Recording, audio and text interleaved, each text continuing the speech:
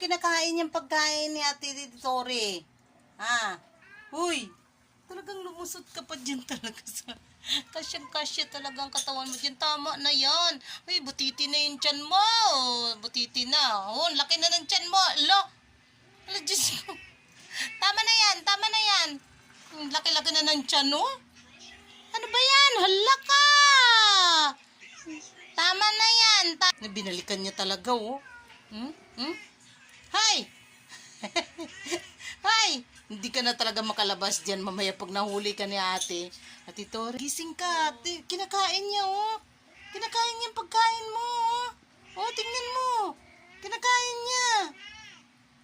Sabi ni Tori, kabago-bago mo dito. Talagang inaano mo yung pagkain ko, ha?